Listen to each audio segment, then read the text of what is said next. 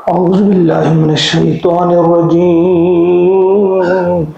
بسم الله الرحمن الرحيم. وقالوا أإذا زللنا في الأرض أإنا لفي خلق جديد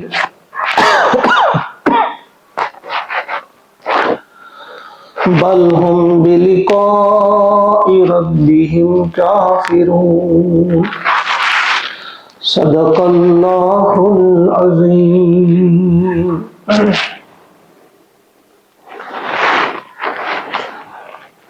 سورۃ السجدہ آیت نمبر 10 آپ کے سامنے پڑھی گئی. اللہ کا ارشاد ہوتا ہے وقالوا، اور انہوں نے کہا، اذا، کیا، جب، زللنا، ہم گم ہو جائیں گے، ہم رل مل جائیں گے، فی الارض، زمین میں، انا، کیا ہم، لفی خلق جدید، نئے سرے سے پیدا کیے جائیں گے، کہ ہماری نئے سرے سے ہماری پیدائش ہوگی. بل ہم، بلکہ وہ، یعنی حقیقت یہ ہے کہ وہ بلقاء ربہم، اپنے رب کی ملاقات سے، کافرون، منکر ہیں، کفر کرنے والے ہیں، یعنی وہ اس بات کو ماننے والے نہیں ہیں کہ رب سے ملاقات ہو. پہلے جو دلائل دیے گئے توحید اور رسالت کے دلائل دیے گئے، اب یہ جو آیت ہے اس میں بعث بعد الموت جو ہے، موت کے بعد دوبارہ جی اٹھنا، اس اعتراض پہ جو وہ کرتے تھے کہ یہ کیسے ممکن ہے، اب اس کا جواب دیا جا رہا ہے، یا ان کی اس اعتراض کا تذکرہ کیا جا رہا ہے کہ انہوں نے کہا کہ جب ہم اذا زللنا، جب ہم گم ہو جائیں گے، ضاد اور لام زل، گم ہو جانے کے لیے آتا ہے عربی میں. اصل میں یہ ہوتا ہے جب چھوٹی چیز کسی بڑی چیز میں گم ہو جائے، مل جائے، اس کے لیے زل کا لفظ استعمال ہوتا ہے عربی میں. جیسے اگر تھوڑا سا پانی دودھ میں ملایا جائے، ہم کہتے ہیں، عرب لوگ کہتے ہیں زل الماء فی اللبن، یعنی مل گیا، اس میں گم ہو گیا پانی اس دودھ میں. تو زمین کے لیے بھی آتا ہے کہ جب کسی کو دفن کیا جاتا ہے زمین میں، اس کے لیے بھی زل کا لفظ استعمال ہوتا ہے. تو یہاں وہی وہ بات کہہ رہے ہیں، وہ کہتے ہیں کہ جب ہم گم ہو جائیں گے، وقالوا، اور انہوں نے کہا، اذا، کیا، جب، زللنا، ہم گم ہو جائیں گے، یعنی رل مل جائیں گے ہم فی الارض، زمین میں، تو کیا ہم کو نئے سرے سے پیدا کیا جائے گا؟ یہ کیسے ممکن ہے؟ وہ یہ سمجھتے تھے کہ جب ہم مر جائیں گے، ہماری خاک اڑ جائے گی، پتہ نہیں کہاں کہاں پہنچ جائے گی، مشرق اور مغرب میں ہوا لے کر خاک کو اڑے گی، تو ہم کیسے وہ جمع کیا جائے گا پھر؟ تو اس وقت کے لوگ کہتے تھے، اور آج کے اس دور میں بھی کچھ لوگ کہتے ہیں، وہ اس کو اور زیادہ بڑھیا انداز میں کہتے ہیں. وہ کہتے ہیں کہ ایک انسان مر جاتا ہے، زمین میں چلا جاتا ہے، اس کی کھاد بن جاتی ہے، اس سے کوئی پیڑ اگتا ہے، کوئی گھاس اگتی ہے، اس گھاس کو، اس پودے کو کوئی بکری کھا جاتی ہے، اور بکری کو کوئی اور کھا جاتا ہے، پتہ نہیں کہاں کہاں جاتی ہے. تو وہ اس کو کیسے جمع کیا جائے گا؟ وہ ایٹمز کہاں کہاں سے جمع کریں گے، پھر ان کو پھر انسان بنایا جائے گا. وہ عقل کے اندر یہ نہیں سوچتے کہ پہلے بھی اس زمین کے مختلف حصوں سے وہ چیزیں اکٹھی کی تھی اللہ تعالیٰ نے، پھر ان میں روح پھونکی تھی. روح الگ چیز ہے اور جسم الگ چیز ہے. جسم تو اس میں رل مل جائے گی، لیکن روح کو تو نکال لیا جائے گا، تو اس دن پھر جسم کو زندہ کیا جائے گا اور اس روح کو واپس لایا جائے گا. یہ اللہ کی قدرت میں جب پہلی بار وہ کر سکا اللہ تعالیٰ، تو اگلی بار، دوسری بار تو زیادہ آسان تھی. تو فرمایا کہ یہ جو بات کر رہے ہیں اصل میں کیا وجہ ہے؟ کہا یہ صرف باہر کی بات ان کی ہے، اصل وجہ یہ ہے بل ہم بلقاء ربہم کافرون، اصل میں یہ اپنی رب کی ملاقات کے منکر ہیں. اصل بیماری جو ہے وہ چھپاتے ہیں، یہ بولتے کچھ ہیں، دل میں یہ بات ہے کہ ان کو یقین نہیں ہے کہ ہم نے اپنے رب کے سامنے کھڑا ہونا ہے اور وہ جواب دینا ہے، اصل چیز وہ ہے۔ اب ان کا جواب دیا جا رہا ہے، اللہ تعالیٰ فرماتے ہیں قل، کہہ دیجیے آپ ان سے اے نبی صلی اللہ علیہ وسلم، یتوفاکم، تمہاری روح قبض کرے گا، قبض کرتا ہے، قبض کرے گا، تمہیں اپنے قبضے میں پورا پورا لے لے گا۔ کون؟ ملک الموت، موت کا فرشتہ، موت کا فرشتہ تمہیں پورے کا پورا اپنے قبضے میں لے لے گا۔ وہ کون سا موت کا فرشتہ؟ الذی، وہ جو کہ وکل بکم، جو تم پر مقرر کیا گیا ہے، ثم پھر الی ربکم، تم اپنے رب کی طرف ترجعون، لوٹائے جاؤ گے۔ تو یہ موت کا فرشتہ کون ہے یہ آپ سب جانتے ہیں، روایت میں اس کا نام حضرت عزرائیل آتا ہے، کہ حضرت عزرائیل کا یہ کام ہے کہ وہ سب کی روح قبض کرتا ہے، کافر ہو یا مومن ہو، مشرک ہو، کوئی بھی ہو۔ البتہ فرق یہ ہے کہ جب وہ کسی مومن کی روح قبض کرنے آتا ہے تو انتہائی حسین، خوبصورت اور پیارے انداز میں آتا ہے، محبت کے ساتھ آتا ہے، کوئی تکلیف ہونے نہیں دیتا مومن کو۔ لیکن جب کسی کافر، کسی منافق، کسی ملحد ان کی جب جان نکالنے کے لیے آتا ہے تو خوفناک صورت میں آ جاتا ہے، اس کی صورت ہی ایسی ہوتی ہے کہ اگر وہ کسی کو دکھائی جائے تو وہی عذاب اس کے لیے کافی ہے۔ تو ایمان لانے والوں کے لیے جب وہ آتا ہے تو بڑا ہی انتہائی حسین، جمیل اور انتہائی خوبصورت کپڑوں میں آتا ہے۔ ایک بار ایک صحابی کے سرحانے جب آپ حاضر ہو گیا حضرت ملک الموت حضرت عزرائیل علیہ السلام، تو حضور صلی اللہ علیہ وسلم نے جب دیکھا انہیں تو انہوں نے اس وقت کہا ان سے، ارفق بصاحبی فإنہ مؤمن، کہ میرے اس صحابی پر ذرا آسانی کرنا، نرمی کرنا، یہ مومن ہے، ذرا نرمی کرنا ان کے ساتھ، شفقت کا برتاؤ کرنا۔ تو حضرت اسرائیل نے جواب دیا، طب نفسا وقر عینا، یعنی تم خوش رہو اور تمہاری آنکھیں ٹھنڈی رہیں، ٹھنڈی ہو جائیں۔ فإنی لکل مؤمن رفیق، میں آپ پر ایمان لانے والے کے لیے، ہر اس شخص پہ جو بھی آپ پر ایمان لانے والا ہو، میں اس کے لیے رفیق ہوں، میں اس کے لیے نرم ہوں، صرف آج نہیں بلکہ قیامت تک جو بھی آپ پر ایمان لانے والا ہوگا، جو بھی آپ کا مومن ہوگا، تو میں اس کے لیے نرمی ہی اختیار کرتا ہوں۔ تو فرمایا کہ ان سے کہو، یہ جو کہتے ہیں کہ ہم کو کھا جائیں گے، پتہ نہیں کون کھا جائیں گے، کہاں چلے جائیں گے، پھر کیسے جمع کیا جائے گا، ہم کو کیسے اکٹھا کیا جائے گا، تو ان سے کہو آپ کہ وہ موت کا فرشتہ جسے تم پر مقرر کیا گیا ہے، وہ تمہیں پورے کا پورا اپنے قبضے میں لے لے گا اور تم اپنے رب کی طرف اٹھائے جاؤ گے۔ کہیں اگر تمہارے ذہن میں یہ بات ہے کہ جو ہم نے شریک ٹھہرائے ہیں اللہ کے ساتھ، یا جن کو ہم سمجھتے ہیں یہ ہماری شفاعت کریں گے، کہیں اگر آپ کو یہ ذہن میں ان کی طرف ہم کو لوٹایا جائے گا موت کے بعد، تو ایسا نہیں ہے۔ وہی فرشتہ جس کو ہم نے ڈیوٹی لگا دی ہے وہی تمہیں پکڑے گا، تمہیں اپنے قبضے میں لے گا اور پھر لے جائے گا تمہارے رب کی طرف، تمہارے کسی جس کو تم نے شریک ٹھہرایا ہو میرا، یا جس کو تم سمجھتے ہو کہ وہ کوئی سفارش کرنے والا ہوگا، اس کی طرف نہیں لے جائے گا۔ الی ربکم،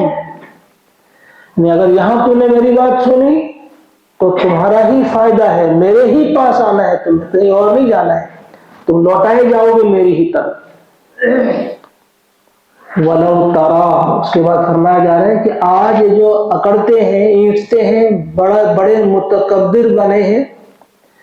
آج جو کوئی ضرورت ہی محسوس نہیں کرتے اللہ کے فرمودات، اللہ کی ہدایات، اللہ کے کلام کو سننے کی جو ضرورت ہی محسوس نہیں کرتے، تو سنو ذرا، کاش، وَلَوْ تَرَىٰ، کاش یہ دیکھتے، کاش تم دیکھتے، یہاں مخاطب ہے ولو ترا کاش تم دیکھتے، کس کو دیکھتے؟ اذ المجرمون جب یہ مجرم لوگ ناکسوا رؤوسہم جب یہ سر جھکائے ہوئے ہوں گے، کاش انہیں تم دیکھتے اس وقت جس وقت یہ سر جھکائے ہوئے ہوں گے۔ سوچے اس بات پہ بار بار دھیان دیجیے، آج جو اکڑتے ہیں، آج جو تکبر کرتے ہیں، آج جنہیں قرآن سننے کے لیے فرصت نہیں، آج جو قرآن سننے کی ضرورت محسوس نہیں کرتے، آج جو اللہ کی طرف آنے کو وہ سمجھتے ہیں کہ اس میں ہماری بے عزتی ہے، اس میں ہمارا نقصان ہے، کہ کاش تم دیکھتے جب یہ مجرم لوگ اپنے سروں کو جھکائے ہوئے ہوں گے عند ربہم اپنے رب کے سامنے، انتہائی ذلت، انتہائی خواری کے ساتھ، انتہائی ذلت کے ساتھ اپنے رب کے سامنے یہ سر جھکائے ہوئے ہوں گے، سر کھڑا بھی نہیں کر پائیں گے، جھکائے ہوئے ہوں گے، اور اس وقت یہ کہیں گے، تو سریہ سب یاد رکھیں گے، اس وقت وہ کہیں گے ربنا اے ہمارے رب، اب سرنا دیکھ لیا اب ہم نے اپنی آنکھوں سے، اب ہم نے اپنی آنکھوں سے دیکھ لیا، وسمعنا اب ہم نے اپنے کانوں سے سن لیا، دنیا میں ہم نے نہیں یہ چیز دیکھی تھی، یہ چیز نہیں سنی تھی، حالانکہ سنی ہوگی لیکن دھیان نہیں دیا، ضرورت ہی محسوس نہیں کی، دیکھی بھی ہوگی بے شمار آیات اللہ کی لیکن ان پر دھیان نہیں دیا، غور و فکر نہیں کیا، کہا اب ہم نے اپنی آنکھوں سے یہ سب کچھ دیکھ لیا، یہاں پہ کیا ہو رہا ہے، حقیقت کیا ہے، یہ فرشتے کیا ہوتے ہیں، اللہ کی ذات کیا ہے، امتحان کیا ہے، اب ہم نے دیکھ لیا اپنی آنکھوں سے، اب ہم نے سن لیا، فرجعنا بس ہماری ایک ریکویسٹ ہے کہ ہمیں لوٹا دیجئے، بس ایک موقع دیجئے، ایک بار ہمیں واپس بھیج دیجئے، نعمل صالحا اب ہم صالح عمل کرتے، اب ہم بہترین کام کرتے، اب ہم اچھے کام کرتے، آپ کی نافرمانی نہیں کرتے، نبی رحمت صلی اللہ علیہ وسلم کی نافرمانی نہیں کرتے، وہ بہترین کام کرتے، اچھے کام کرتے، انا موقنون بے شک اب ہم یقین کرنے والے ہیں، اب ہمیں یقین ہو گیا، صرف دیکھا نہیں، دیکھا بھی، سنا بھی، اور یقین بھی ہو گیا ہمارے دلوں، ہمارے دل میں یہ بات بس گئی، اب ایک موقع دیجیے، ہمیں واپس بھیج دیجیے۔ تو اللہ تعالیٰ فرماتے ہیں وَلَوْ شِئْنَا اگر ہم چاہتے، اور لو اگر شئنا ہم چاہتے، لآتینا تو ضرور ہم دے دیتے، کل نفس ہر شخص کو، ہداہا اس کی ہدایت، یعنی اگر ہم نے ہدایت ہی دینی ہوتی، اگر ہم نے اس قسم کی ہدایت دینی ہوتی، جنت بھی دکھا لیتے، جہنم بھی دکھا لیتے، سب کچھ دکھا لیتے، اس کے بعد کوئی شخص ہدایت قبول کر لیتا، پھر تو ضرورت نہیں، امتحان کس بات کا تھا، امتحان کاہے کا تھا،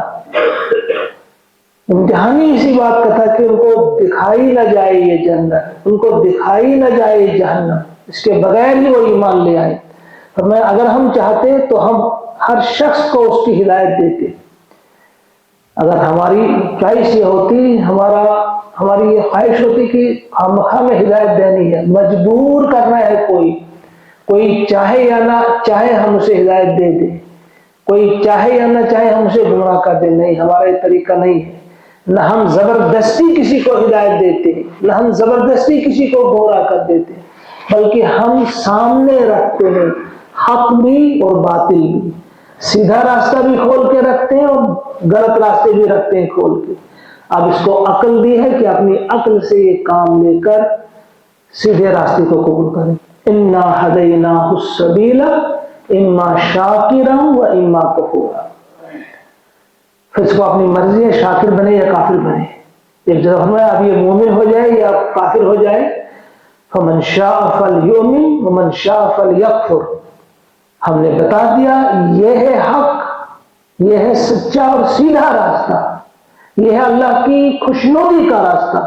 یہ ہے نبی اکرم صلی اللہ علیہ وسلم کا بتایا ہوا راستہ جو جنت کی طرف جاتا ہے، اور یہ باقی راستے جو ہیں یہ جہنم کی طرف لے جانے والے ہیں. ہم یہ واضح کر دیتے ہیں. اب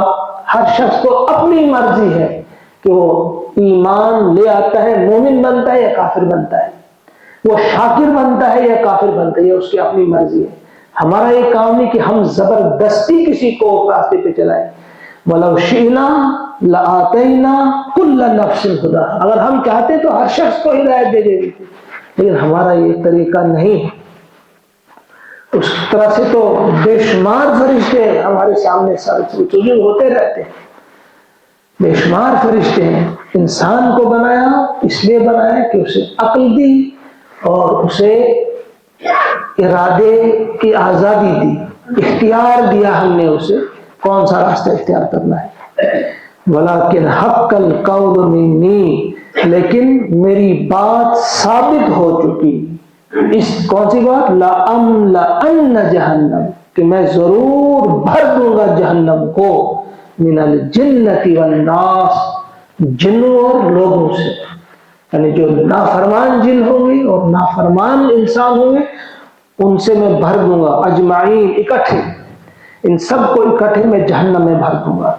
یہ میری بات حق ہو چکی ہے. ایسا نہیں ہے کہ بھائی زبردستی کسی کو ہم بچائیں، زبردستی کسی کو ہم ڈال دیں، ان کو پلا دیں ہم ہدایت. یہ ہمارا طریقہ نہیں ہے. اللہ سے دعا ہے کہ وہ ہم سب کو توفیق عطا فرمائے کہ یہ جو آیات آج جن کا ہم نے مطالعہ کیا، آیت نمبر 13 تک، 10 سے 13 تک، ان آیات پہ عمل کرنے کی توفیق عطا فرمائے. ایک بار آپ سنیں گے ان آیات کو پھر اللہ کے اپنے الفاظ میں، تاکہ دل میں گھر کر جائے. ان الفاظ کی اپنی تاثیر ہوتی ہے. ترجمہ آپ نے سنا، اب ذہن میں ہوگا. وَقَالُوا أَإِذَا زَلَلْنَا فِي الْأَرْضِ أَإِنَّا لَفِي خَلْقٍ جَدِيدٍ بَلْ هُمْ بِلِقَاءِ رَبِّهِمْ كَافِرُونَ قُلْ يَتَوَفَّاكُم مَلَكُ الْمَوْتِ الَّذِي وُكِّلَ بِكُمْ ثُمَّ إِلَىٰ رَبِّكُمْ تُرْجَعُونَ وَلَوْ تَرَىٰ إِذِ الْمُجْرِمُونَ نَاكِسُو رُءُوسِهِمْ عِندَ رَبِّهِمْ رَبَّنَا أَبْصَرْنَا وَسَمِعْنَا فَارْجِعْنَا نَعْمَلْ صَالِحًا إِنَّا مُوقِنُونَ وَلَوْ شِئْنَا لَآتَيْنَا كُلَّ نَفْسٍ هُدَاهَا ولكن حق القول مني لأملأن جهنم من الجنة والناس أجمعين. صدق الله العظيم. اللهم اجعل القرآن ربيع قلوبنا ونور أبصارنا وشفاء صدورنا وذهاب همومنا وغمومنا. اللهم ارحمنا بالقرآن واجعله لنا إماما ونورا وهدى ورحمة واجعله لنا حجة يا رب العالمين. ربنا تقبل منا إنك أنت السميع العليم. آمين. السلام علیکم.